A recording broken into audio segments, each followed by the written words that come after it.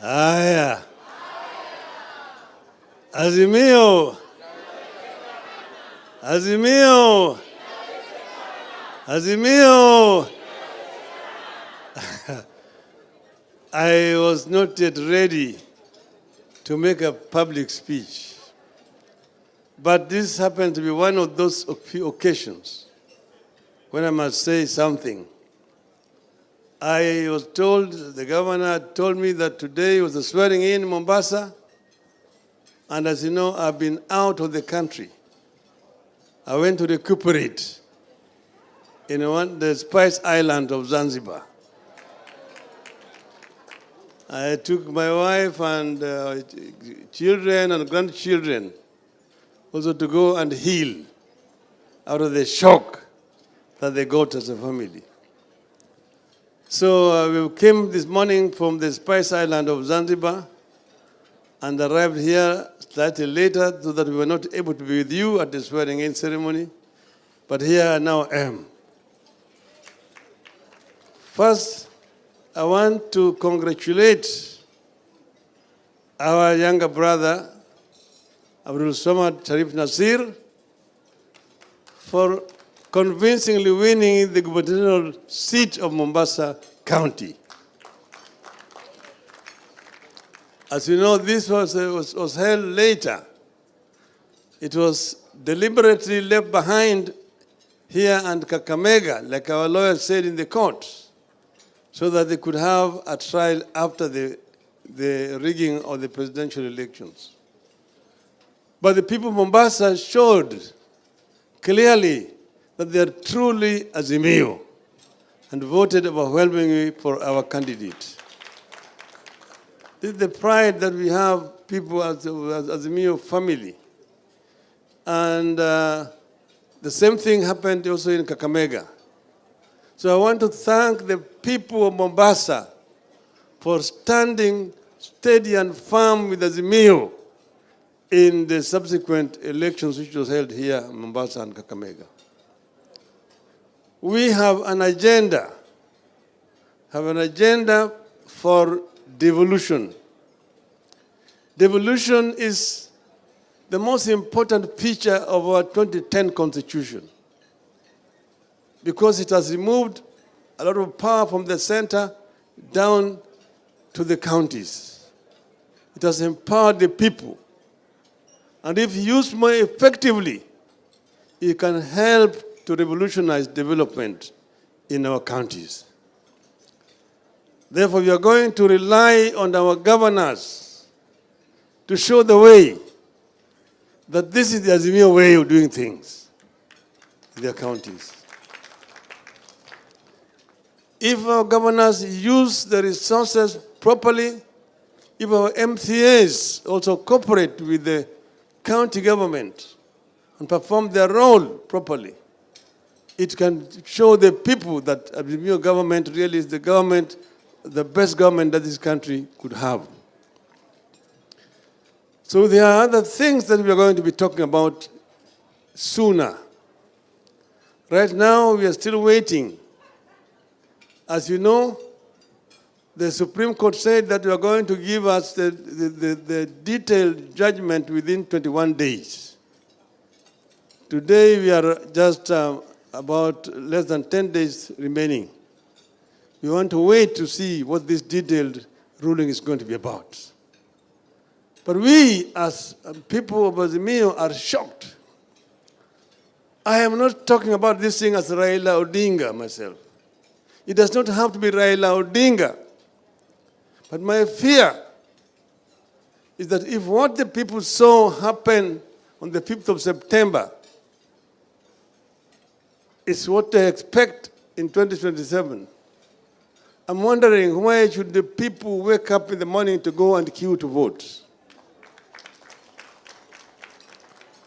Why should women, the elderly, the disabled queue for so many hours to cast their votes, when at the end of the day, it is a mercenary from Venezuela, called Mr. Jose Camargo, who eventually decide who becomes the president of this country. Why would the people waste their time? Mamluki wanakuja kutoka Venezuela na wao ndio wanapiga kura. Alafu unaonyesha mahakama ile ndio sahihi ya bwana Josea Magu. Hii mashine ilitoa kura sahihi kule Mount Elgon. Dakika 8 baadaye imetoa kura kule Nyeri. Inawezekanaje? Mahakama inasema hiyo si hoja. Haya si hoja. Shame on the judiciary of this country. And I see them protesting and trying to give threats and people. We will talk. The constitution of this country gives power to the people of Kenya. And all those other people exercising power are exercising donated power. So the judiciary is no exception. If they become rogue, we have power as the people of this country to reform them and send them home. We can lead a 1 million march to the judiciary to say, "Kwendeni nyumbani." And they would have no choice but to go home. So the judiciary should not threaten, blackmail the people of this country after they have done the message that they've done. When you do, we say we respect, but we don't agree. And we have a right as a people not to agree with bad rulings of the judiciary. It is our constitutional right to say hii ruling ilikuwa shenzi. It is not based on any law. It is thuggery, judicial thuggery. And we are not going to accept these kind of things. As the people of Kenya, we will not be cowed. We will not be cowed. Nyayo tried it. We resisted him. And we are not going to allow another dictator to come into this country. We are not going to allow judiciary to become a dictator in our country. We will protect our freedom as the people of Kenya. We will protect our freedom as the people of Kenya. So maybe it is time that we begin again now a review of our constitution to look at what works and what does not work.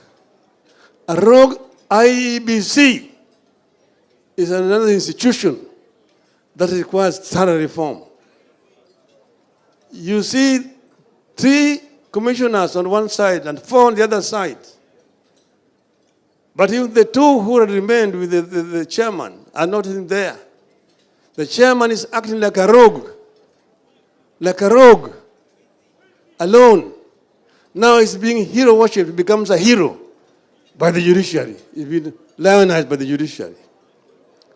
That now he's beginning to do the so-called reforms within the IBC. All those officers of the IBC who resisted the temptation to rig the elections are the ones who are now being targeted by the IBC. One Mr. Marjan Hussein. We are watching. You are watching. Try to do what you want to call about perjury in IBC. You will go home like your predecessors. We must protect those commissioners of IBC who stood firm in spite of threats and intimidation and say that this is not right, this is wrong. The question you want to ask is, where was Mr. Chebukati from 6 a.m. to 2 o'clock when he came back? Where was he and what was he doing? Na yeye ni ati PA yake. Yale yote ambao walifanya. Kwa hivyo sisi kama Wanazimio tutasimama imara. Azimio is going forward and Azimio will not be intimidated or cowed. Azimio. Azimio. Azimio. Azimio. Asanteni sana. Mungu